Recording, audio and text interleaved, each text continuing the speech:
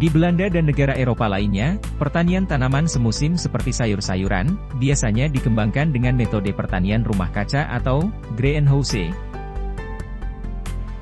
Alasan utama penggunaan greenhouse ini adalah sebagai upaya menghadapi kondisi 4 musim di mana cuaca panas dan dingin yang ekstrim dapat membuat tanaman sayuran layu, bahkan mati sehingga dapat menyebabkan gagal panen.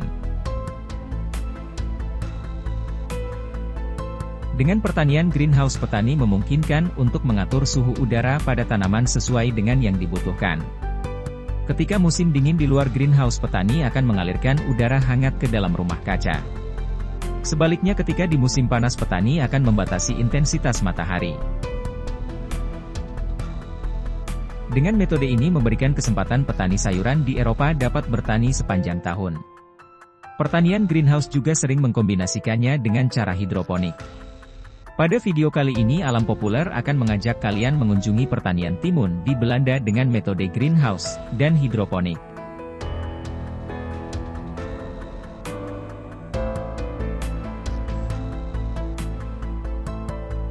Selain keunggulan yang telah disebutkan sebelumnya, kombinasi pertanian greenhouse dan hidroponik memiliki keuntungan lain, yaitu dapat melindungi tanaman dari terpaan langsung air hujan pada tanaman dan media tanam.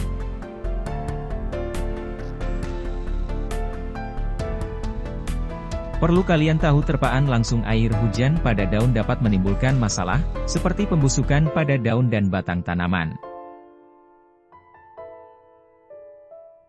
Selain itu, air hujan juga menyuburkan cendawan lumut dan tanaman pengganggu lainnya.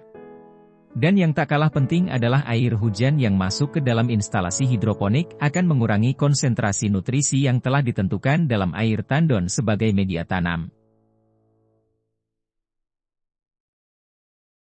Itu mengapa mengkombinasikan kedua metode ini akan memaksimalkan hasil pertanian.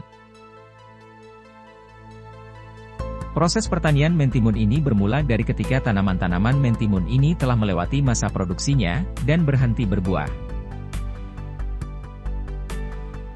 Selanjutnya para pekerja akan melepas tali-tali penyangga, dan memotong batang timun dari media tanam. Setelah semua bersih, pekerja akan mulai memasang peralatan penopang kehidupan tanaman mentimun. Bekerja akan mulai menatap plat busa rock wool di atas bila penopang selanjutnya tanaman mentimun akan tumbuh di atasnya. Kemudian selang-selang driver dimasukkan ke dalam busa yang digunakan untuk memompa nutrisi ke dalamnya.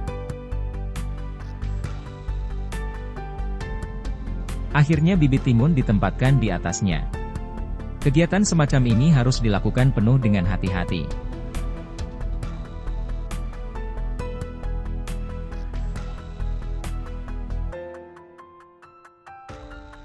Tanaman mentimun akan tumbuh ke atas mengikuti tali ini digantung pada kawat yang tersambung ke bagian atas rumah kaca, tali ini diikat ke tanaman mentimun segera setelah peralatan kehidupan mentimun dipasang.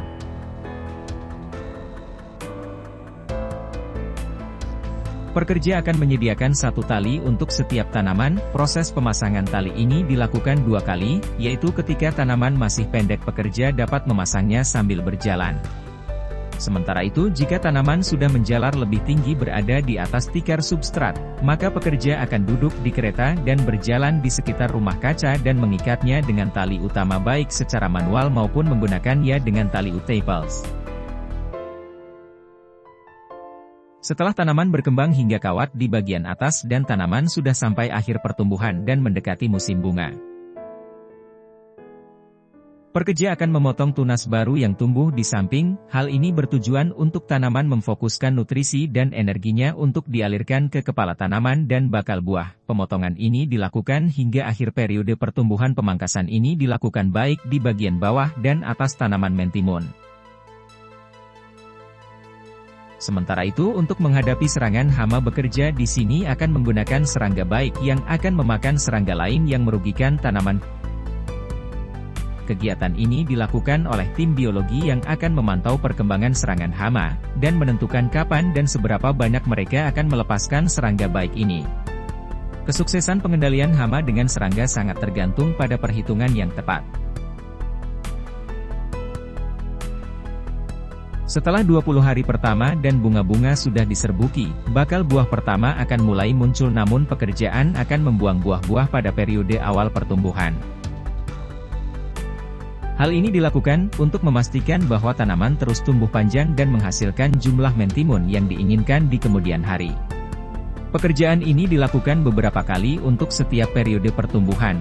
Selain buah, daun yang terlalu lebar juga akan dipotong, hal ini karena daun yang terlalu banyak dan padat mencegah buah baru dari mendapatkan cahaya matahari. Proses pemanenan pada daun yang terlalu lebar juga akan lebih sulit. Mentimun pertama siap dipanen pada 3-4 minggu setelah tanam. Pemanenan ini akan berlanjut sampai akhir masa tanam.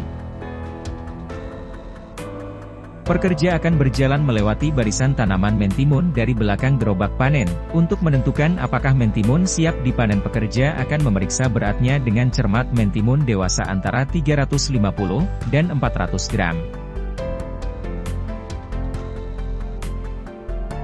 Setelah diverifikasi, pekerja akan memotong mentimun dari tanaman dengan pisau, kemudian bekerja masukkan buah ke dalam peti atau wadah di kereta permanen.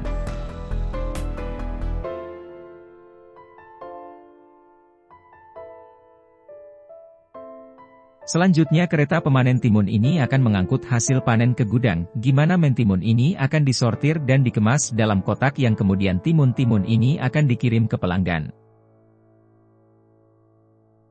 Proses ini dimulai di mana ketika mentimun dari gudang diletakkan pada konveyor berjalan menuju ruang penyortiran. Di sini beberapa pekerja akan memeriksa kualitas dan menyingkirkan mentimun yang bengkok dan rusak.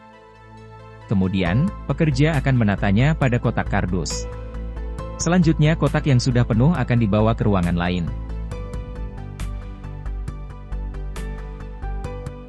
Dalam proses ini penting bagi pekerja untuk menggunakan air nah dan melepas perhiasan metal untuk menjaga kebersihan pada ruang produksi. Di musim panen ruang produksi ini dapat memproses Rp120.000 lusin mentimun. Mesin dapat membungkus 1.600 lusin timun, dapat dilakukan persatuan maupun sesuai dengan target pemasaran.